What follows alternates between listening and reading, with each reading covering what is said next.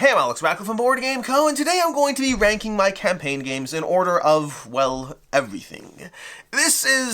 Campaign games have been on my mind a lot recently, and partially because I really enjoy the ones I play, and partially because the ones I'm not playing are looking at me all the time and making me feel guilty about whether I'm going to play them or not. I've done several videos in the past few months about this. I've done two videos around purging campaign games, which brought my list a bit back down to a reasonable degree, but sadly in the process getting rid of games I do want to play. I did a Stalker unboxing, which is when I had this moment where I was like, I should rank all my campaign games in terms of what I most want versus what I least want on that list, because otherwise they're kind of generally in this blob of just campaign games. I did a full, one of my random questionnaires to you guys. The most recent one was based around campaign games and your own thoughts and opinions around them, and so it's safe to say they've been on my mind. This video is going to be another spin on that. I am ranking all my campaign games. I have 33 I'll be going through today. I will give you some qualifiers as to what's included in this video, and then I'll be telling you the order of them from 33 all the way up to 1 in terms of my most desire for that game. I'll explain what that means in a second. Let's start off with a few general notes over here.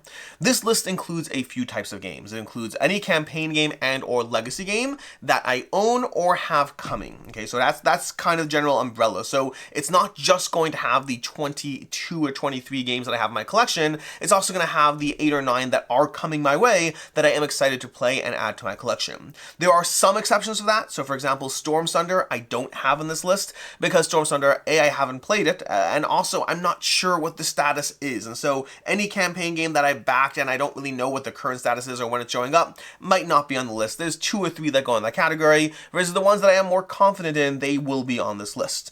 It's also not going to include games that have a campaign mode as a variant or version of the game, meaning let's take something like Deliverance or Massive Darkness, games that have campaigns in them, but they're not the main mode of play, are not on this list. Versus a game like, let's say, Earth Under Siege that has single-shot play as an option, but the main way to play is the campaign, those will be on the list. So in other words, the main way to play the game has to be a campaign for it to be included. And then lastly, it's not going to include the things I forgot, which should be self-evident, but I did go around my shelves. I tried to find everything I possibly could. I went through my lists, and possibly there might be a game or two I backed that I couldn't find, so I don't know for 100%, but the end of this list is 33 games that we're going to go through today. As far as the ranking order over here, I put these through PubMeeple. I did some manual sorting or adjusting at the end of it just to make sure it lines up with what I think. But the general terminology is not necessarily what the best game is. These are ranked based on my desire to own it as of right now. With some of them, I expect that to change as I play them more. So it's my desire to own these as of right now. There are a handful we're talking about here that I kind of want to play a bit more and then move on from. But based on where they currently are in this moment in time, if I had to get rid of them, I think I'd be starting at the bottom and working my way up as of right now. Again, some I expect to change. We'll get more to that when we go through it. Now that we've spent, again, the usual preliminary 3 to 4 minutes just telling you about how this video is going to work, let's go ahead and dive into it. The good news is timestamps is always down below, so you can always skip the rambling and jump straight to the part that interests you. I'm going to start with number 33 over here, which is going to be RuneScape Kingdoms. RuneScape Kingdoms from Steamforged Games is a game that I have. I want to play through some of it. I do not think I'll play through all of it. I want to go through it, experience it a bit more. I had the chance to play the original prototype on TTS during the campaign. I plan to get to it at some point. I would say that if it's still here unplayed by next year's video, I'm going to do a campaign purge video every year until I get this down to a reasonable amount. So next year around this time, November, December, October, whatever it is, if RuneScape Kingdoms is still here unplayed, I think I'll just give up and move on from it. But as of right now, I do want to play it. I enjoyed my playthrough of it. I think it's a little lighter than what I want personally for long term, but it's still an experience. I want to get my hands wet into it and just get a full gameplay as opposed to a single session out of it. From there we have number 32, which is Leviathan Wilds. This I hesitated to include. It's not really a campaign game, but it is campaign-esque in the way it plays, so it is here on this list. But Leviathan Wilds is another one that I do not think I will play through all of the sessions. I still haven't played the final version of the game. I've only played it during the prototype phase, and I know they've made changes to it. But I enjoyed it enough that I definitely want to play it more. Playing it more might adjust my opinion of it, but for right now, it is number 32 on this list. Number 31 on this list arguably shouldn't be on this list. It's Adventure Tactics, which I got rid of twice now, and it's still here, which kind of calls into question what I mean when I say I get rid of a game.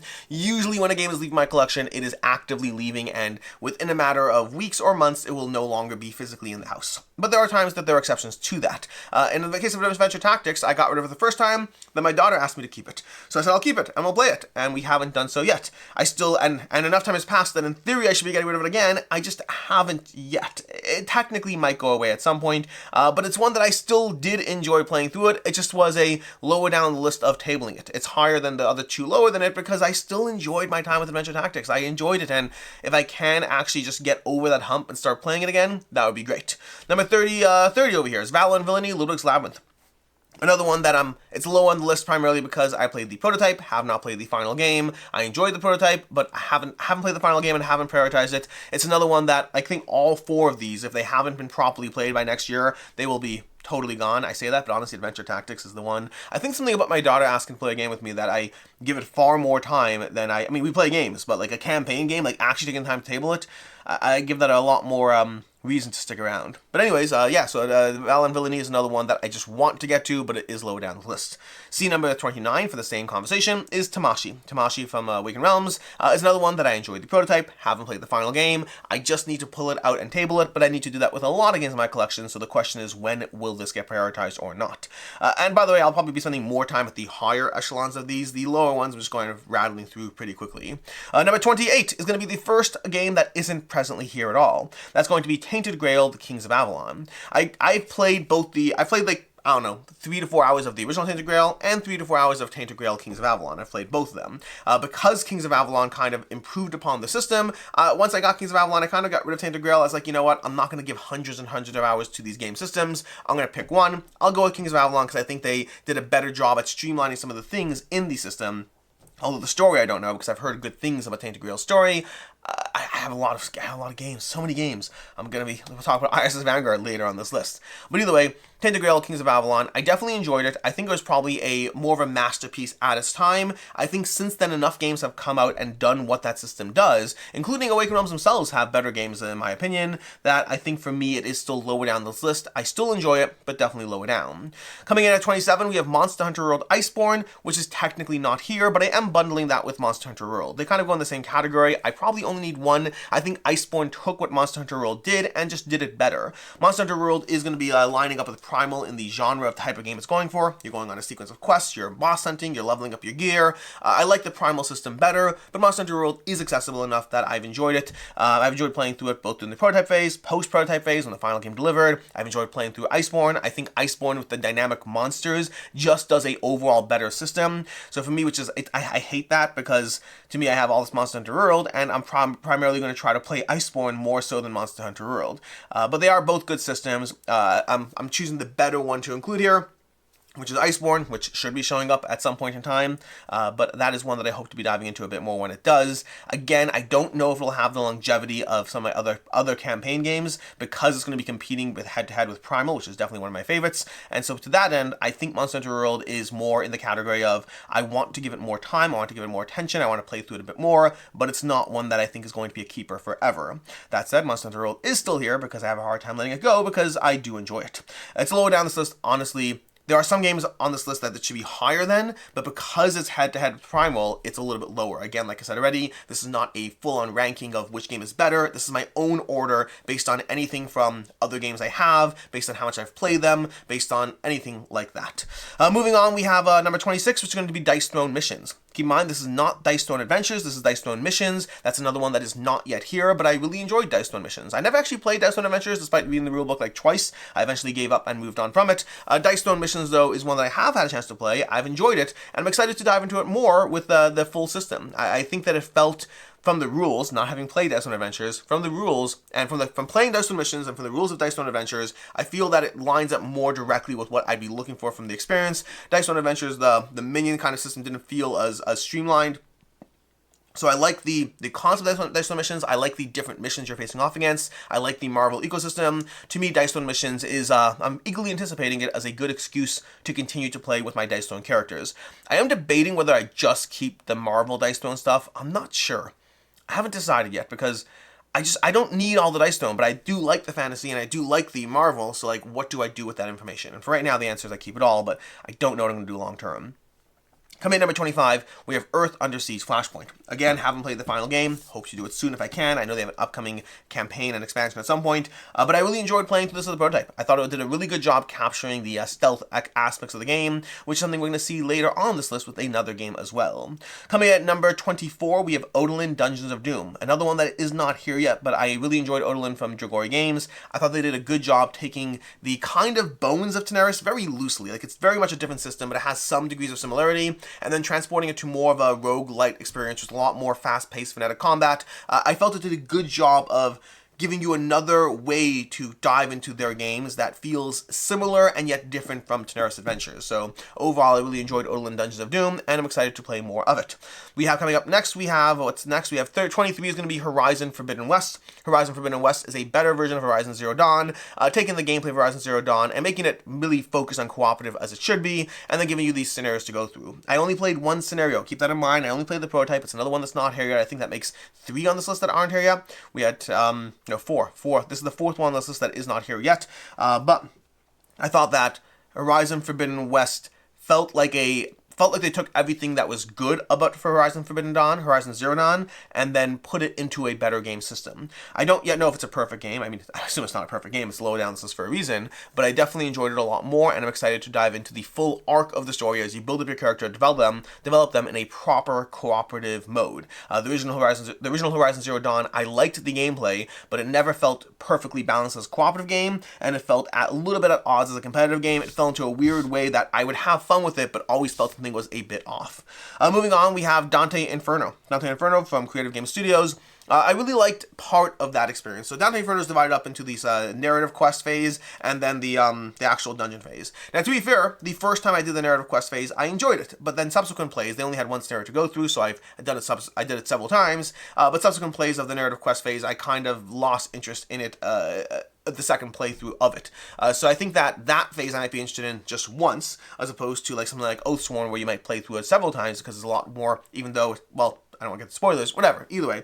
But in any case, in case of Dante Inferno, the actual boss battler part of the game, I really enjoyed. I like the character actions a lot as far as how you power up your characters and take the balance of taking damage, how to react to the boss, being mindful of how they're going to interact with you. I thought it was an overall pretty good boss battler experience. Coming at number 21, we have Chronicles of Drunagor from them, which I actually was a little surprised by this, but when I was thinking of it, I was surprised, first of all, that they were back-to-back, but I left it as is when I was reviewing the Pub Meeple rankings at the end. I was like, you know what, I actually do buy into that, because as much as I like Dante Inferno, and I do like Dante Inferno a lot, and the problem is, Dante Inferno I think is more absorbable than Chronicles of Drunagor. Chronicles of Drunagor has so much content, but Chronicles of Drunagor has such a good activation system as far as the abilities. Like, it really, there's a reason I've had a hard time getting rid of it. I don't know when I'm tabling it, considering, again, all these campaign games, but my time with Chronicles of Drunagor I've had a lot of fun with. I think they do a really good system. They have tons of powers and abilities. You really feel powerful as you level up. The Creeping Darkness system I never actually fully loved, but the overall game I loved, and then the campaign mode that they released in Apocalypse, like, it really did a better job with the game. So all those things are amazing. Ultimately, I do put it a drop ahead of Dante Inferno, but it's only a drop ahead. Coming in at number 20, we have Elden Ring from Steamforged, another one that is not yet here. I think that brings us to 5, if I'm not mistaken. But Elden Ring over here, Elden Ring is one that I only played through a single session. And again, they have an overland map, and then they have the individual boss fights, or, well, they have multiple kinds of fights. They have an overland map you're exploring, and then you kind of dive into these encounters against either enemies, bosses, or otherwise. The overland map felt a little bit just like walk around and do stuff. It didn't feel super entertaining, but the actual encounters, I really like that aspect, and they're frequent enough that it's a common part of the game. So I liked it a lot. Granted, again, only a single session, maybe 3 hours of play total, something like that, so take that with a grain of salt. As always, a single session does not a review make, but it was one that I very much enjoyed, the actual combat system, and I'm excited to build characters in that system and then dive into it properly. So I had a lot of fun with it. I am excited for it. Because the fact that it's half of the game I was excited for, and the other half I thought was whatever, when you have so many great games that are delivering on all fronts, that's why it is lower down on this list. Coming at number 19, we have ISS Vanguard, a game that I have not played in a long time, but I've given it like 15-20 hours both during the prototype phase and then the subsequent prototype phase. I never played the actual final game, which I really need to do so, but I've heard so many good things about the stories characters are having, the adventures they're having, and I like this system, and I love the shipbook, that is one that I so far have refused to get rid of, because I think that will deliver on the story and the engagingness of the whole thing. Again, the only problem is coming in at number 19 over here out of more 18 games above it. That's the only tricky part, but I do want to table it at some point, and that's one that I'm not willing to say. Like, if next year's campaign purge comes along, I may not play ISS Vanguard, and I think it'll still be here. I'm still holding on hope to it. The good news for me, by the way, is as the years go by, I get better at saying a little bit of no's to some games, so I have fewer new ones coming in. A lot of these are just kind of sticking around as I try to play them or not. Coming in at 18, we have Tanares Adventures. Now, Tanares Adventures falls into a weird spot over here because Tanares Adventures is one that I do think will leave the collection. Despite loving it, I do love it, but I've given it so much time that it falls into that Gloomhaven kind of rut, where I spend so much time in the universe that I think as when I'm finally finished playing through my current campaign, I may choose to get rid of it, or I may choose to just purge it down to, the core game and keep just that. I don't yet fully know how I'm going to handle it, because I both really like the system, but I also feel like I've seen the system enough. Now, this can happen. This is a longer conversation we've gotten into in other videos, where I think there are games you can play for hundreds of hours, and they still hold up. And I have games in my collection that have done that. And I think there are games you can play for hundreds of hours, and you feel like you've seen the experience enough that they don't. It doesn't mean those games aren't good, it just means that I've experienced those games. To me, Tanares Adventures is falling into the latter camp. I think it's an incredible game, but it's a lot of work. I mean, part of the reason they did Tanares Expeditions is to make it more absorbable. For me, I think I'm going to finish Tanares Adventures and then probably move on to Odalin. And I don't know, like, will I ever go back to... I don't know. But for right now, it still is where it is because I don't feel I'm there yet. I know I'm heading that direction, but I'm not there yet, and it still does deliver an excellent gaming experience when I dive into it.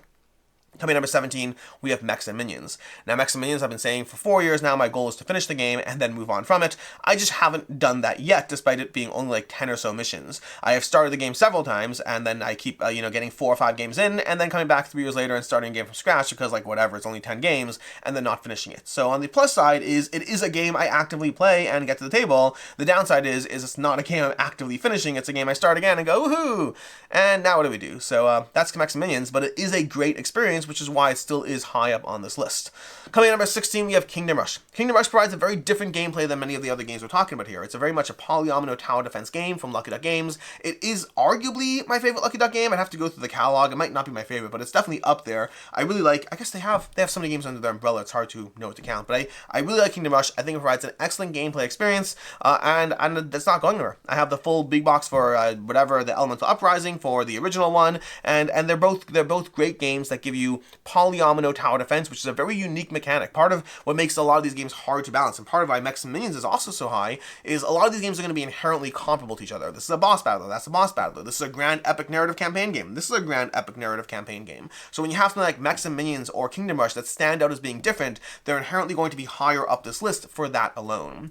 Moving on over there, we have number 15, Assassin's Creed. Assassin's Creed I have not given up hope on, but it is one that I do wonder what's going to happen with this one, because I've never finished the full campaign for Assassin's Creed, but I've played like 19 missions, 20 missions, something like that. I've gone through a lot of gameplay. I got close to it, and then I kind of hit a rut. I went back to it a few times after, but I never really fully made my way back into the full campaign. But I think I am planning to dive back into it as well because of the expansion content, and so it's one that I do think will eventually leave, but it will leave with completely high marks of being an incredible experience that I fully loved and spent dozens and dozens of hours on that game, and I highly, highly recommend it. Like other games before it, I think, and this one's even interesting because it's not the same vein as Tanares. Tanares is one, Tanares or Gloomhaven, I feel like I've spent so much time in the system that I want to move on. With Assassin's Creed, it's more about the accessibility of just diving into a campaign game. Like, I like the game system a lot, but like, if I don't play it actively, then you forget where you're up to and you don't want to dive back in. That's where single shot is such a huge part of my gaming experience, and why there are campaign games that I will always have in my collection,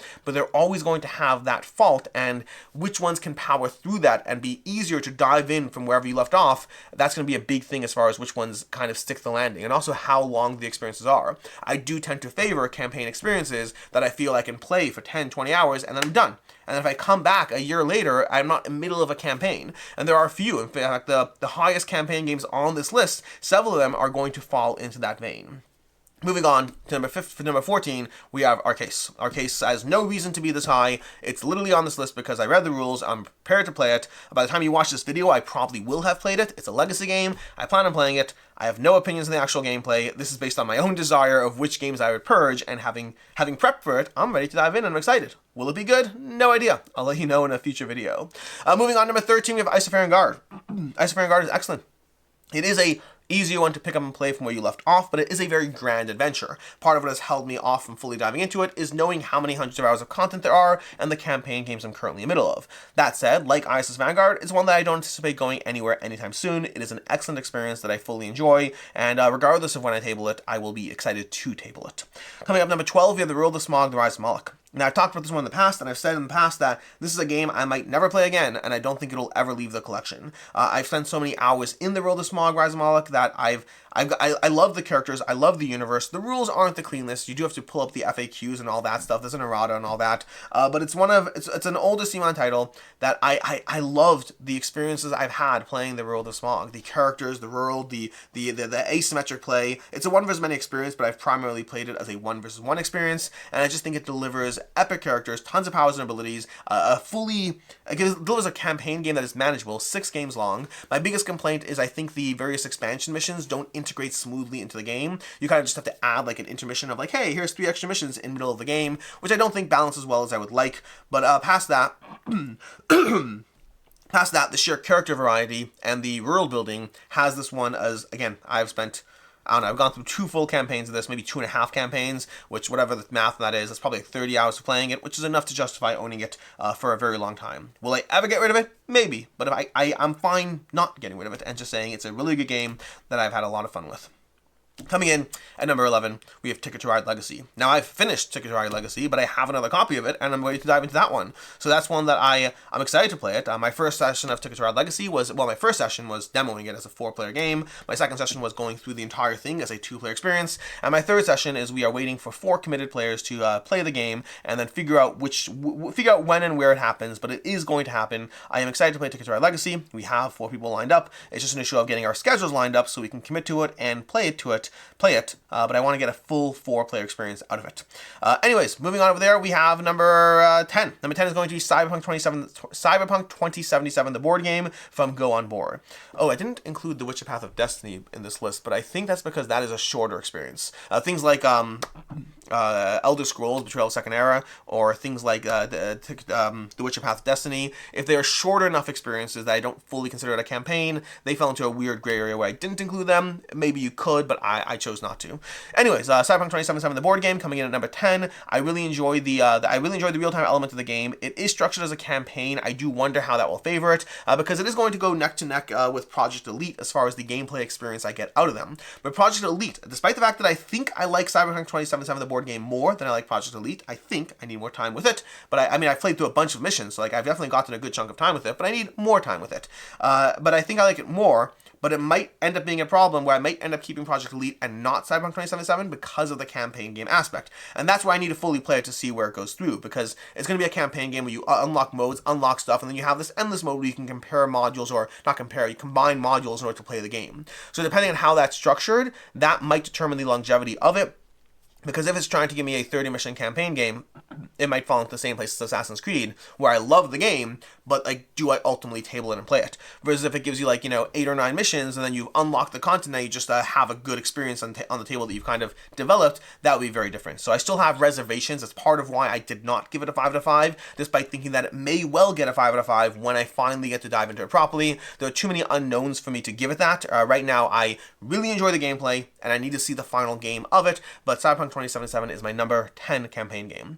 Coming at number 9, we have Resident Evil, the board game from Steamforged. Resident Evil, the board game has been one of my favorite Steamforged games for a long time. I love the gameplay of it. Specifically, this is Resident Evil, the board game. It's not Resident Evil 3 or Resident Evil 2, which technically are the first and second games they put out. Resident Evil the board game is the third one they put out, and my favorite in the series. I've loved playing through it. I've spent a lot of time in the Resident Evil universe. I played, I think, mostly 3, but I've played a bunch of Resident Evil the board game as well, and that campaign aspect of kind of unlocking tiles as you go and exploring the board and seeing what shows up. It's not just like, it's a full-on dungeon crawl, but like planned. It works really well. I'm excited to dive into it more. I think it's an excellent game, and it's not going anywhere. Number 8 is going to be Stalker, the board game. One of the more recent additions to this list over here, Stalker the Board Game from Awakened Realms, gives me those manageable campaign lengths, along with, and again, this is why I was unboxing Stalker the Board Game, and I was like, I should rank these campaign games, because I think Stalker would be high up there, and it is high up there. It's number 8 out of 33 over here.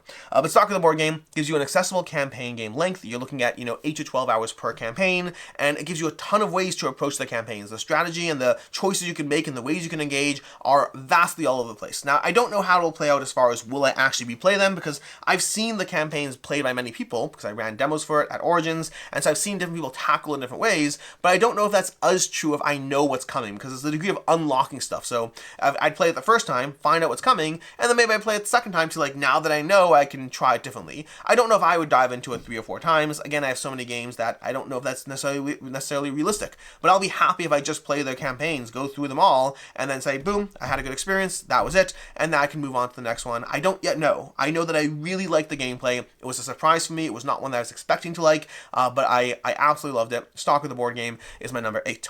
My number 7 is going to be Oathsworn. Oathsworn is excellent from, oh my gosh, why am I blanking on the name? Shadowborn Games. Oathsworn is an excellent game. Still haven't finished it. I think it's great. I played the first mission like 7 times, but I think it's a great game. And that's part of, honestly, it's part of right there. The fact that I was able to play the first mission like 7 times, and I don't think I'm exaggerating. It might be 6. I played the first mission a lot of times and had a lot of fun with it. So it's a really good. I've gotten further than the first mission, but I've also restarted several times with different people, both solo, with groups. So it's happened a lot, and I think it's a really, really good experience. And I think I'll be playing the first mission again when I dive into it to start the campaign over again to hopefully finish. Again, it is such a good experience, and the fact that I could do that is testament to how good the game is, that I felt engaged with it. And I would say that most of those gameplays, not all of them, most of them I've gone through the full story and still been engaged enough, watching others even experience the story and make choices along the way. I really like the system in Oathsworn. It is nothing about it is like best in class, but the full package together just works really, really well. I highly recommend it if you haven't had a chance. My number 6 is going to be Spiritfire, another one that is not yet here, although possibly I think the highest one that is not yet here.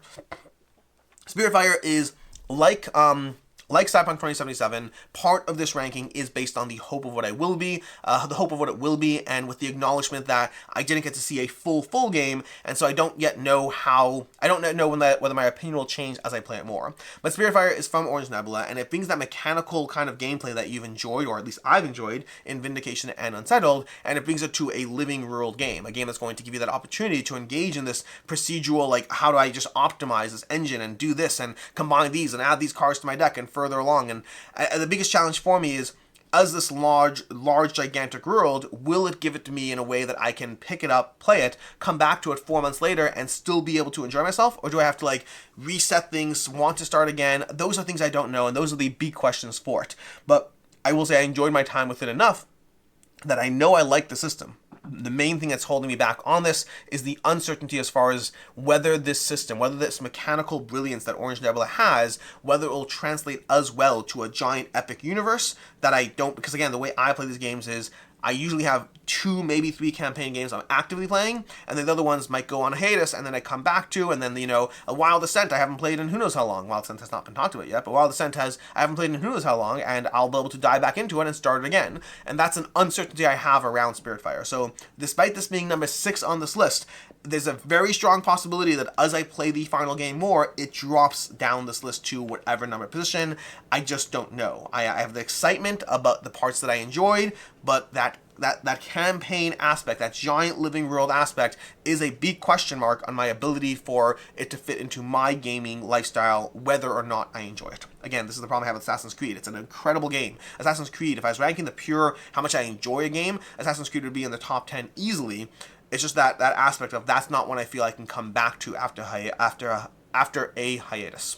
Coming in at number 5. Number 5, we have Agemonia. Agemonia is excellent. It's incredible. I still love Agemonia, and it is very simple to put down for a few months and come back to. Agemonia it's an excellent campaign experience. It's a manageable length. It's not as short as like 10 to 15, not as long as 50 plus. Highly recommend Agemonia if you haven't had a chance. It is not the best combat system, but it's a very overall good system as far as the world building, the exploration, the story, the choose your own adventure elements of what you interact with and how. I just think it's a very accessible campaign game as far as these big box experiences go. It is one of the more accessible ones as far as these big box experiences go, and definitely one that I recommend strongly.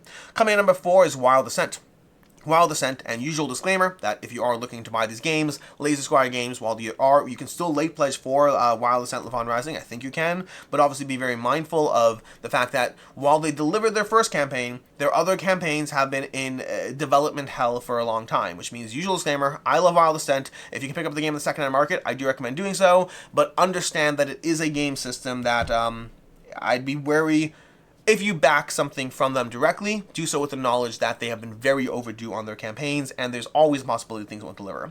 That said, as far as the actual game Wild Ascent, I think Wild Ascent is incredible. Now, I will say my opinion does differ a bit from the general average. I think the average rating is a 7.1. Some of that is tarnished by people downrating the game because they've had bad experience with the delays that Lazy Squire has had, which is definitely present, and some of that's also present because the rules of the original Wild Ascent were not great. But if you can get past those, if you can get past the rules, I think the game experience it delivers is very, very solid. To me, it's very much Kingdom Death Light. I say that having not played Kingdom Death Monster, but it gives me a 10 mission arc of you play through 10 missions. There's a little settlement phase in between each of them. You're powering up your settlement, and by doing so, you're powering up your characters, unlocking more abilities. And I think that first game or two is not going to be where the game shines. Honestly, the first game of Wild Ascent, I was like, this is okay. But as you start unlocking abilities, you're like, ooh, now my characters aren't just doing this one ability. Now they have access to a repertoire of abilities, and now I can try to figure out if I jump over this person's head and if I shoot that into that guy's back or whatnot. You really have a lot of dynamicness to the characters as you power them up. And so it gives you a good sense of character progression. It gives you a lot you can do as far as capturing versus killing creatures, as far as how you power up your settlement, get more workers, unlock more buildings, and I think it does so in a very manageable 10-mission arc. A Wild Ascent Levon Rising, I love the way they took a spin on that system and built a little bit of choose your adventure into the progression of it, but overall, both of them are excellent experiences that I recommend. I recommend highly, with the caveat of how you get your hands on the game. Coming number 3, we have Arydia the Past We Dare Tread. Now, as far as I know, as I'm filming this video, I believe it's currently on the way to my house right now. So by the time you watch this video, I should be diving into it. But Arydia the Past We Dare Tread is a game that I have been praising since I first got a chance to play the prototype a long time ago. I thought it was one of the most intricate systems that I have enjoyed. It's incredibly well done as far as an RPG/combat / it's got like 3 levels of gameplay. There's like an overland map you explore, then there's a little lower down as far as actually interacting with the characters, and then below that there's a level of like dungeon crawling kind of. So you have kind of these 3 arcs. Overland, we're wandering around the map, now we're at a location, we're going to talk to this person, engage with that person, and now boom, before you know it, you're now fighting the trees in the woods or whatnot. I don't actually know if you fight the trees in the woods. I made that up, but that's from Lord of the Rings, and maybe it happens, maybe it doesn't. I have no idea. But either way, Arydia the Past We Dare Tread. I loved my experience with the game.